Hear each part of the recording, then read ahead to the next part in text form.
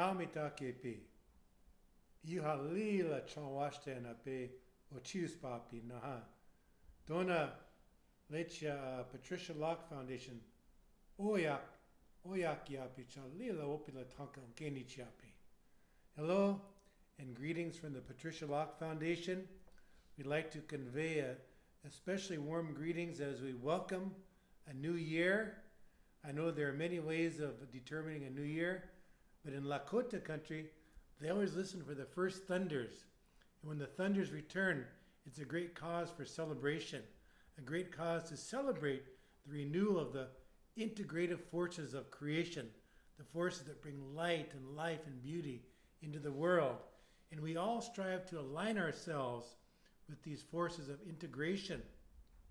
Now, one of the ways in Lakota country that we celebrate the new year, and many of the younger people are beginning to observe this, and the schools are very supportive, is the renewal of a pilgrimage, a type of a pilgrimage in going to the highest place between the Rockies and the Alps in Europe, which is a place now known as Black Elk Peak.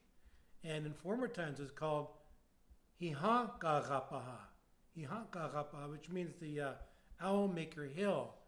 In traditional times, it was felt that this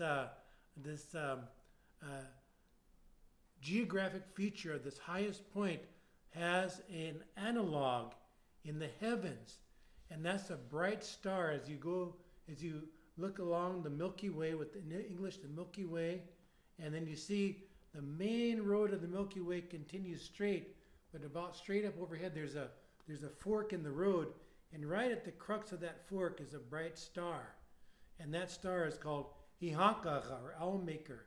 And so the Owl Maker is a being that guards that road, the road that they say that the souls, departed souls, traverse. They call it the Wanahi Kachanku, the spirit road. And so when a soul leaves this physical plane and begins its eternal journey, then it reaches that crossroads. And so this being known as the Owl Maker stands guard. And as that soul approaches, the Owl Maker will look at them and say, "Oya, ni tuehe." Say, "Hey, who are you?" And then they'll say, "Ishe dakwinichapihe." You'll say, and moreover, what is your name? So right there, you give your name, you state your name, and then this Owl Maker will, as soon as you state your name, then your reality, your spiritual reality, will manifest itself upon your soul. So the Owl Maker will read your soul, and dependent on how well you lived up to that name and all the good deeds, if you ever look at these old pictures, like 19th century pictures, you see how they're all arrayed, bedecked, and that is what they're doing is approximating their appearance as they meet up with the Owl Maker, the paint that they use, the accoutrements that they adorn themselves with. So they all have a meaning. It's not just for beautification or cosmetology, nothing like that. It's their reality. So Owl Maker sees that, and based upon the judgment of the Owl Maker, he'll either block that road, in which case you have to go on that road that kind of goes off into limbo or purgatory or whatever, or he'll step aside and you can go on straight. And so none of us knows what our plight is, what our future reality will be. So that's why in traditional times and even up to today, when a loved one departs this world, then the family members will devote maybe a year, maybe 2, 3, 4 years, or maybe a lifetime to doing good deeds on behalf of the spiritual upliftment of that departed loved one. They might give fees, they might have do acts of service or generosity, things like that, in the name of that departed loved one.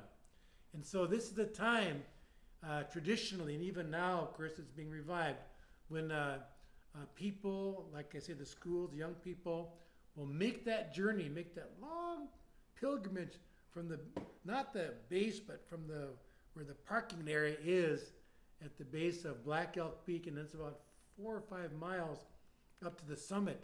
And as they traverse that, then they're always praying for their loved ones, and they're keeping that loved ones in their mind and their heart. And then when they reach the top, then that they can really voice their prayers. They can sing the songs to like propel or to boost that loved one back up from that kind of road that kind of peters out to nothing. Put them back up on that road. And so we all want this to be done for ourselves, of course.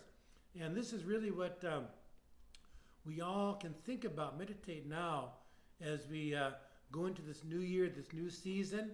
And this is especially what the Patricia Locke Foundation is about, which is to fortify and to elevate and uplift communities and the young people. You know, the indigenous people of North America are really child-centered cultures. So we really focus on that, the young and even the unborn. But now, of course, we're looking at these young people who are really within themselves are the seed of that future society. And so now we really appreciate your support for our different projects to educate, to create the school community gardens, to uplift the communities and the young people. And of course, these young people, they naturally create support and unity within their respective communities. So it's a great endeavor, great initiative. Thank you very much. It's very much appreciated.